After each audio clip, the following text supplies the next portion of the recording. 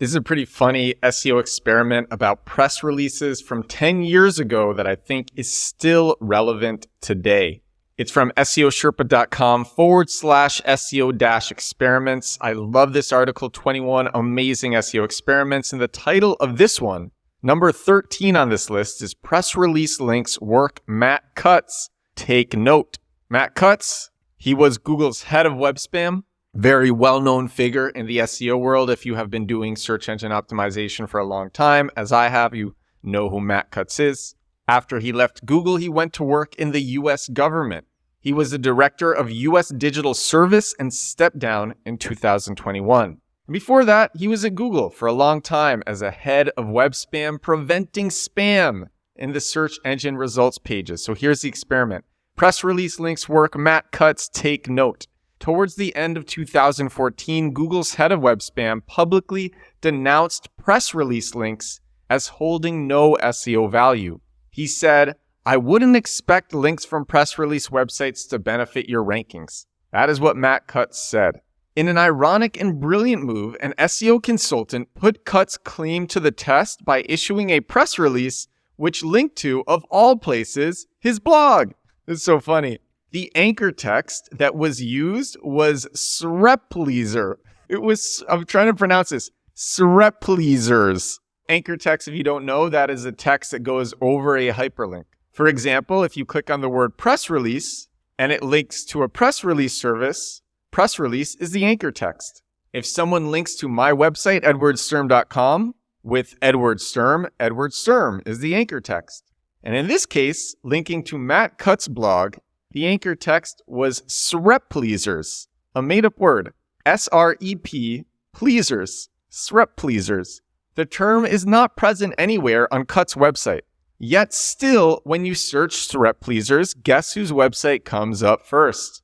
And it's Matt Cutts. This was 10 years ago. Matt Cutts' blog doesn't come up anymore. Normally, when you make a big show of an SEO experiment and it goes viral, Google just corrects the individual result. And this is especially the case because this was Matt Cutts, the head of web spam, so he could do this in a heartbeat. And this section in the SEO Experiments article concludes, there has been a lot of discussion about whether press release links work. Is the jury still out on this? I'll let you decide. The last time I put out a press release was at the end of April 2022. Every time I put out a press release, I spend $615 on it.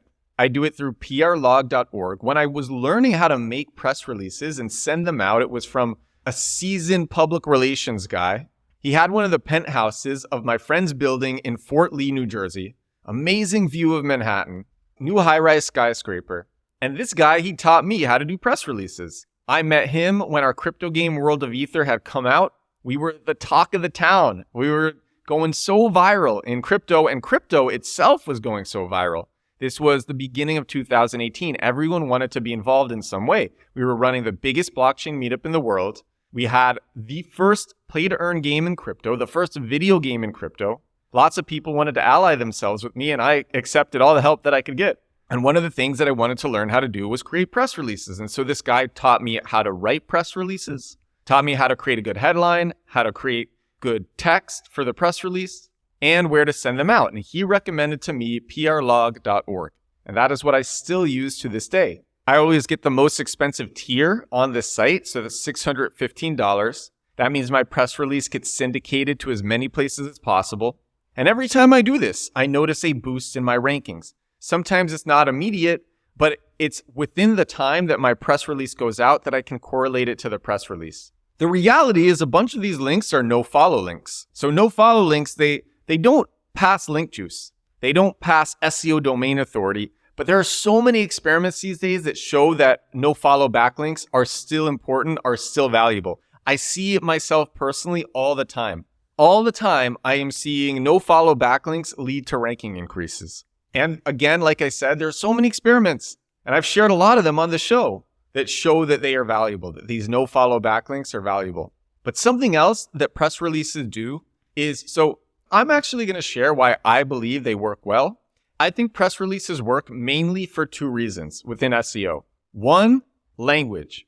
A press release is typically about a certain company which has one website. And that article, that press release about the website, it gives a lot of language that explains what the website is, what it does, what the company is and what it does. Gives so much clarifying language, background language explaining the company. And if you are creating pages within the niche, and that niche is covered by the press release, that's going to help the pages perform. Then number 2 is repetition. When you put out a press release, it gets repeated in so many different places. And even though these are no-follow links, this language is repeated on many, many different websites. And these websites are top websites. They're websites like Yahoo and Business Insider. Press releases are great. In the past, when I put out a press release, I put keywords in the press release title. And I'm not sure that this happens anymore, but it happened in the past. The press release would have the featured snippet for that keyword if it wasn't too competitive, especially if the keyword was a brand name. And it would have the featured snippet on Google. So if you search the brand name, the press release would show up number 1. And then I would cold email people and I'd say, hey, I'm Edward from this company. And I'd send a really cocky email, one that provoked curiosity. And these would be top people. They'd get my email. They'd be like, who is this person? He's being so cocky from this company that I've never heard of, but he's being so cocky. And they would Google the company and then the press release would be trending and it would have the featured snippet on Google and it would increase the response rate of my emails a ton. That's something that I've done in the past. I like that trick. Something else, you appear in lots of different websites. Now you can put the logos of these sites on your blog and on your services pages, on lots of different pages, places that your company has appeared in. It's not a lie. They appeared as press releases in these places. It's actually something that a lot of companies do. But like I said, the SEO benefits, personally, I have seen them time and time again. Let's say you don't have $615 to spend on a press release. Here are some alternatives. These are alternatives to getting backlinks, getting links to your site to improve your rankings with search engine optimization. I've shared this one before. If you have a new website, boostbenchmark.com, this is a list of some of the best directories to put your company in. I'm an affiliate of this site. I believe in it. I know the founder of boostbenchmark.com, which is actually my affiliate URL, which redirects to the product. But directory SEO is real. I use directory SEO to rank my newsletter number 1 for growth hacking newsletter. So if you search growth hacking newsletter, my newsletter shows up number 1. One of the things that I did, aside from just using that keyword in a bunch of different places on the page, is using directories. Boostbenchmark.com gives a list of great directories to submit a new website to. And this can get a new website from 0 domain authority to 20 domain authority. And if you don't know what domain authority is, it's a score, 1 to 100 score developed by Moz. And it's a very trusted metric that rates your website's ability to rank for competitive keywords on Google. This number increases when you get more backlinks, more links to your website, especially links from big publications or big websites or government websites or .edu websites. And it's most applicable to top of funnel keywords, keywords that are exploratory. Bottom of funnel keywords, even though they convert way better, they're more niche, so they're less competitive, and websites can rank for them with lower domain authority. I've seen websites with under 10 domain authority rank for amazingly lucrative bottom of funnel keywords. But in the SEO world, domain authority is a very valuable metric. If you're using Hrefs, it's called domain rating, and you want to get the best backlinks that you can to improve this score. Another trick, and this really is a trick, you make a crazy announcement that you don't actually have any intention of doing. And then you email that to journalists, to newsrooms, relevant blogs. You say, we're going to do this crazy thing. It's in your niche. It's related to your niche. And it's so crazy, journalists who need stories are going to cover it. You can even say that you have done something that is impossible to prove or that's very hard to prove. So the story that I always give, but I've seen this done many times. I've also just with my own things, because I've done huge stunts around New York City in the past. You can see a bunch of these on my bio page, edwardsturm.com/bio. Journalists, without even researching the stunt, they'll just hear about it, take language written in other places, reword it, and write about it themselves on their own blogs. By the way, that's why press releases are made. Press releases are made, especially aside from SEO. If you've done something very interesting, you make a press release about it. It's just an easy thing that you can send out to journalists, or journalists may see it themselves if it's in a really hot niche. If you are in a hot niche, something that journalists can't get enough of, for example, like when crypto is spiking or NFTs are spiking, something like that, Journalists are going to be looking for the stories anywhere that they can, and press releases is a great place. So if you put out a press release in a niche that is fire hot, white hot, and it's a good story, journalists will pick it up. You can also just put out a press release and send it to journalists. That's something that a lot of people do. And if it's a good story, if it's something that's interesting, journalists will write about it. But here's the crazy thing. And Ryan Holiday, he covers this a lot in his book, Trust Me, I'm Lying.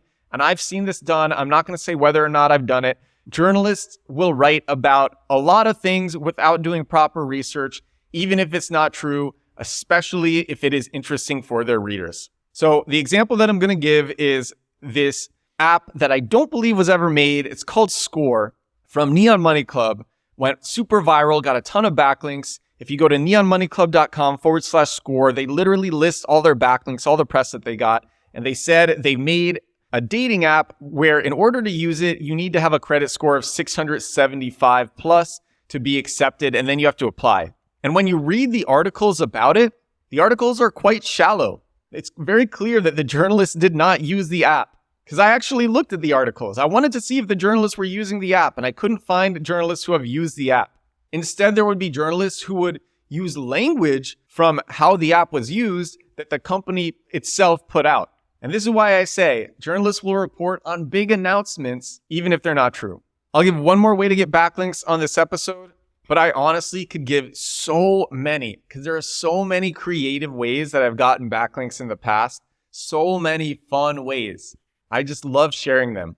This is a more new one. So in the past, what are called MicroSaaSes, these are little software as a service tools, just so small. They do one thing. It could be convert PDF to an image, for example. Convert a PDF to a PNG, where a several page PDF is all just one image. It could be something like that. And that ranks for lots of different keywords because lots of people want to do something like that and they're putting in their use case into Google. This tool comes up. In the past, you would pay a developer a couple $100, maybe $500 to $1,500 to build one of these MicroSaaSes. You would get them on Fiverr, you would get them on Upwork, and they would build one of these tools. It would be a subdomain on your site. You would link to it within your main site, and then you'd have to drive awareness to this tool, and you would do bottom of funnel SEO for this.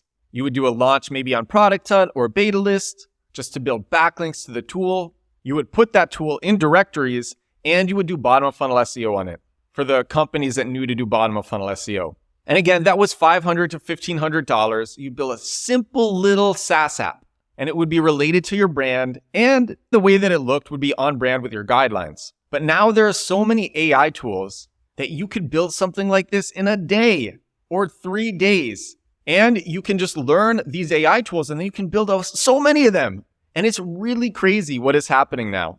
People are using Cursor, they're using Claude, they're using Replit. OpenAI just came out with a new ChatGPT model. It's called O1-Preview. I'm seeing so many people say that it is helping them with their coding, just making it way easier. And this is coding that is done with AI. Actually, if you haven't seen it, I put out this episode. This is episode 427 of the show. It's Cursor AI is insane for marketers. And I show an 8-year-old using Cursor to build a Harry Potter chatbot. And there's another 8-year-old who makes a video game using Cursor without actually coding it. Cursor does it all. It's so cool. You could build one of these MicroSaaSes yourself for no money in a few days, launch it on Product Hunt. If you need a guide for launching on Product Hunt, you can Google Edward Stern Product Hunt, and then you'll see my article results from 5 successful Product Hunt launches. And that's my guide for how to launch on Product Hunt. You can also launch on Beta List. And you can put this MicroSaaS in directories. You can use boostbenchmark.com. You can put in directories. You can Google relevant directories for the niche.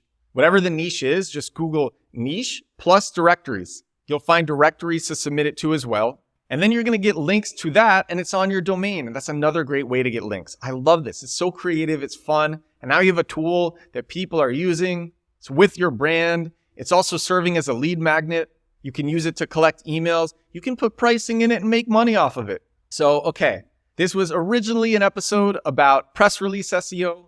And then I wanted to give cheaper solutions for people who don't want to spend $615 on doing a press release. But if you do a press release, my experiences show that they still work to increase rankings. They are just one of the many ways that I do SEO and I do offsite SEO and tell Google what my site is about, how it's related to my niche, and then get links to the site. And this is all for this episode of the show. This is episode 438 of my daily digital marketing podcast. Thank you so much for watching. If you're watching on YouTube, thank you so much for listening.